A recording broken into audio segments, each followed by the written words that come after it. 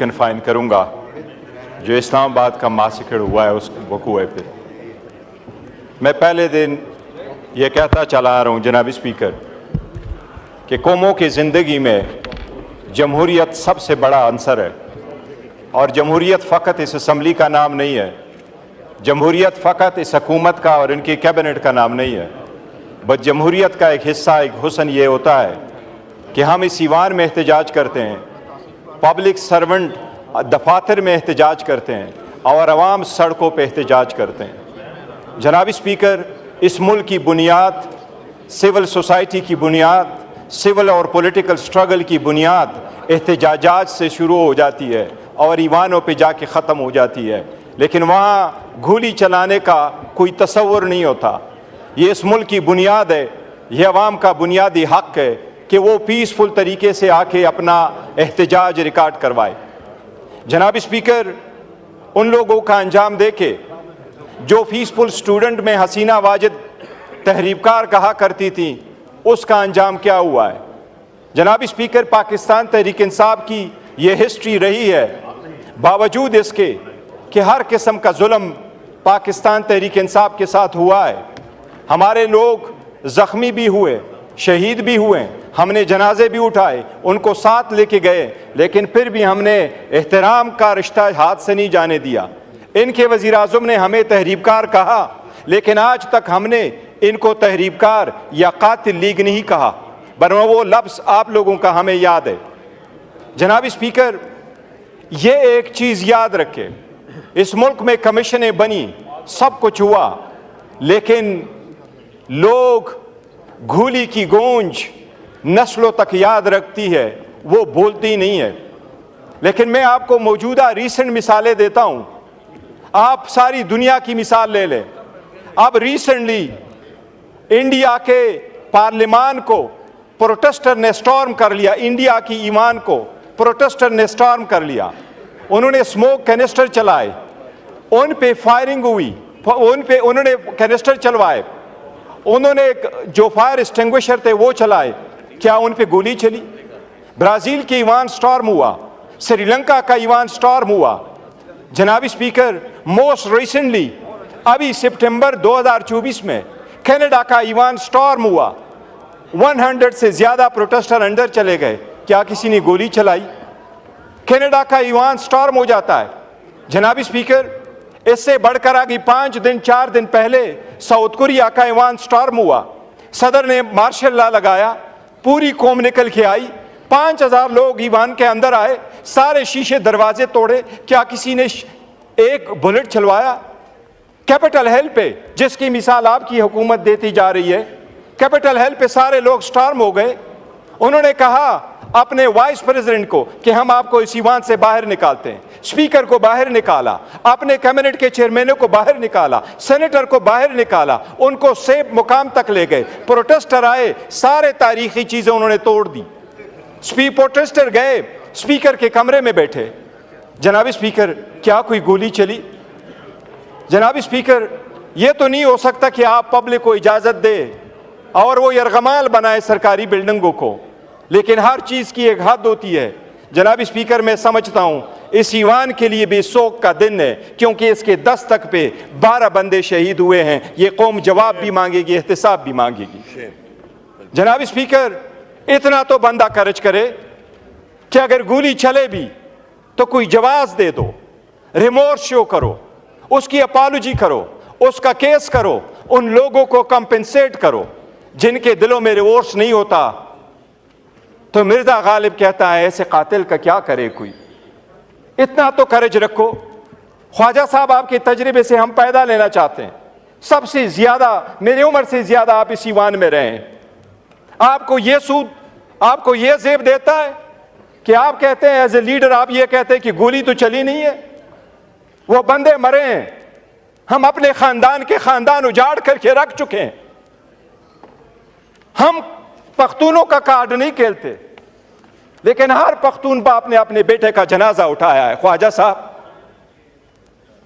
पख्तून का जब एक गोली चलती है तो खानदान के खानदान क्या नस्ल याद रखती है। अगर आप सिर्फ इतना करते, उनको कंपेंसेट करते, मौसम बताते कि जो लाजिम है, पहले भी तो हुआ है।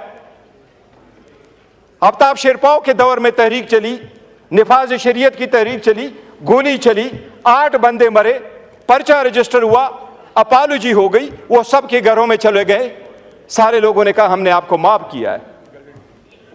ये बदले लेने का वक्त नहीं था, लेकिन आप भी पर्चे का तो कह देते, केस के इन्वेस्टिगेशन का तो कहते हैं, आप आ जाते, रिकॉर्ड तो दे जाते। आपके दर पे ये आए हुए हैं, ये आपके सिटीजन है, ये हमारे सिटीजन है। जनाब स्पीकर, हमने जुल्म का बदला जुल्म से नहीं दिया। हम कहते हैं KPK में हमारी हुकूमत है, लेकिन KPK के सारी हुकूमत, सारी अवाम, सब कुछ तो पाकिस्तान तहरीक इंसाफ के तो नहीं है। सारे अक़वाम वहां बसते हैं, हर मजहब का बंदा वहां रहता है, हर पॉलिटिकल पार्टी से लोग एफिलिएटेड है। क्या वहां की हुकूमत उन लोगों पे गोलियां चलाए? हमने तो नहीं किया।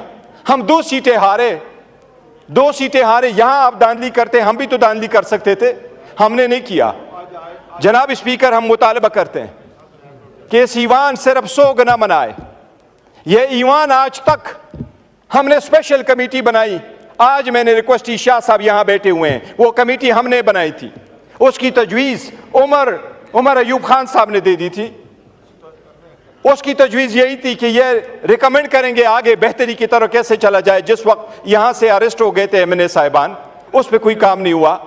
आपके जनाब स्पीकर, सुन्नी इत्तेहाद काउंसिल का चेयरमैन हामिद रजा साहब यहां मौजूद है, ये चेयरमैन है ह्यूमन राइट्स कमेटी के। इनका इतना बड़ा इख्तियार है कि ये कह रहे हैं कि चेयरमैन, ये कह रहे हैं एज ए चेयरमैन कि कमेटी की मीटिंग बुलाए, उस कमेटी की मीटिंग नहीं हो सकी। जनाब स्पीकर, अगर इतनी बड़ी पॉलिटिकल पार्टी को इमरान खान ने जुलूस और एहतजाज निकाल के अपनी पॉपुलैरिटी मजीद नहीं दिखानी, उसकी पॉपुलैरिटी 9 फरवरी को सारी दुनिया ने देखी है कि वो 70% अवाम उसके साथ है। हम तो जनाब स्पीकर सिर्फ लोग इसलिए निकलते हैं कि मुल्क बेहतरी की तरफ जाए। हम कहते हैं, ये आपको बताऊं जनाब स्पीकर, खान साहब ने पहले ऐलान किया था, और मैं आज आपको फ्लोर पे बताऊं कि मैंने बारहा खान साहब को कहा था कि एक ऐलान तो करो, कोई डायलॉग भी तो होने चाहिए। सबसे पहले 4-5 महीने पहले उन्होंने अनाउंस किया था 3, अभी उन्होंने कमेटी बनाई है। वो कमेटी, हम ये समझते हैं जनाब स्पीकर, हमेशा ये समझते हैं कि अगर डायलॉग के लिए कमेटी बने तो ये समझते हैं ये उसकी कमजोरी है, हमारी कमजोरी नहीं। हम समझते हैं इस ईमान पे, इस जमहूरियत पे और इसके सिस्टम पे कोई थर्ड फोर्स काबिज ना हो। हम समझते हैं जनाब स्पीकर कि आप एक्ट कर ले। ये ईमान आज तक अपनी बात मनमून नहीं करवा सका, ये ईमान आज तक अपने MNAs को प्रोटेक्शन नहीं दे सका, ये ईमान आज तक उनके बच्चों को प्रोटेक्शन नहीं दे सका। अगर यहाँ बोलने पे पाबंदी है, दिखाने पे पाबंदी है, आपका इतना फोर्स नहीं चलता, तो क्या ये आवाज़ हम ऐसी वक्त ज़ाया कर रहे हैं? कौम के हर दिन पे हम 6-6 करोड़ ऐसे लगा रहे हैं। जनाब स्पीकर, हमने कमेटी इसलिए बनाई कि इसको कमज़ोरी ना समझे, जितनी गलतियाँ हुई है उसको रेमेडी कर ले। जनाब स्पीकर, एक चीज़ मैं बताऊँ, बहुत हो गया, अब 9 मई की जो धूल है वो बैठनी चाहिए। 9 मई की धूल अब बैठनी चाहिए। हकीकत की तरफ देखो, अगर आप कमीशन नहीं बनाते, आप लोगों का नहीं करते, तो ये धूल आप बिठाएं, आगे की तरफ बढ़े। लेकिन सबसे पहले हमारा मुतालबा है कि जो रिस्पॉन्सिबल लोग हैं इनको जस्टिस करवाए, ब्रिंग देम टू जस्टिस। ये हमारा एक मुतालबा है जनाब स्पीकर। मैं एक चीज़ जनाब स्पीकर आपके नोटिस में लाना चाहता हूँ। पाकिस्तान तहरीक इंसाफ के अवाम जो यहाँ लोग आए थे वो पुरअमन थे। इस बात की सख्ती से तरदीद करता हूँ कि उनमें से किसी के पास वेपन मौजूद था, उनमें से किसी के पास वेपन नहीं है। जनाब स्पीकर, खान साहब के जो रखवाले हैं, खान साहब के जो प्रोटेस्टर है, वोटर और सपोर्टर है, वो आम पाकिस्तानी शहरी है। उनके पास न कोई गुरेला फोर्स है, न कोई ट्रेनिंग है, न उनके पास है। आप सारी वीडियो हाँ शेयर कर ले, उनमें से आप किसी के पास वो गन नहीं देखेंगे जिनसे कहा जाता है कि वहाँ से फायर हुई है। जनाब स्पीकर, अगर फायरिंग हुई है, गोली चली है, तो रिस्पॉन्सिबिलिटी तो होनी चाहिए। इतना मैं बताऊं आपको जनाब स्पीकर कि इनको एहसास नहीं हो रहा, एक दिन से बढ़कर दूसरे दिन ये लावा उबलता है। जुल्म फिर भी जुल्म है, बढ़ता है तो मिट जाता है। जनाब स्पीकर, कल मैं सुन रहा था सीरिया के जेलों से जो लोग रिहा हुए, तो एक ने बाहर आके कहा कि वो 39 साल बाद बाहर आया, उनके भाई उसका पहचान नहीं कर सके। 2 करोड़ 30 लाख की आबादी है, 2 करोड़ 30 लाख में 1 करोड़ लोग बेघर थे। 40 साल बाद, 39 साल बाद एक बंदा बाहर आया, दूसरा बंदे से इंटरव्यू कर लिया, वो कहता है 13 साल तक मैंने धूप नहीं देखी, मैं अंदर ही पड़ा था। और वो वहां से भाग गया, लेकिन भागते हुए भी खजाने से $2 अरब साथ ले गया। जनाब स्पीकर, इसकी दत भी ऐसी हो जाती है कि दुनिया देखेगी। अल्लामा इकबाल का एक शेर है, अदल व इंसाफ फ़कत हश्र पे मौकूफ़ नहीं, ज़िंदगी खुद भी गुनाहों की सज़ा देती है। ये ईमान है जनाब स्पीकर, ये चेंज होता रहता है। सॉरी, मुझे 1 मिनट दें। ये चेंज होता रहता है, लेकिन जिसने जुल्म किया होता है वो जवाब देता है। 2014 में भी गोली चली, कोई पता चला। 2024 में गोली चली, वो दबाया गया। कमीशनें बनी, कितने बड़े लोग हमने गवा दिए। कमीशनें बनती रही, लेकिन रिपोर्ट नहीं आते रहे। आपने भुट्टो का देखा, 45 साल बाद सुप्रीम कोर्ट कह रही है कि इसको इंसाफ नहीं मिला था। अब वक्त है जनाब स्पीकर, हम भी मुतालबा करते हैं कि हमारे लोगों को इंसाफ मिलना चाहिए। ये इंसाफ हम इस ईवान के थ्रू लेना चाहते हैं। हमें मजबूर न करें कि हम दोबारा सड़कों पे आएँ। ये ईवान हमें वो इंसाफ दे दे। शुक्रिया। इकबाल अफरीदी साहब।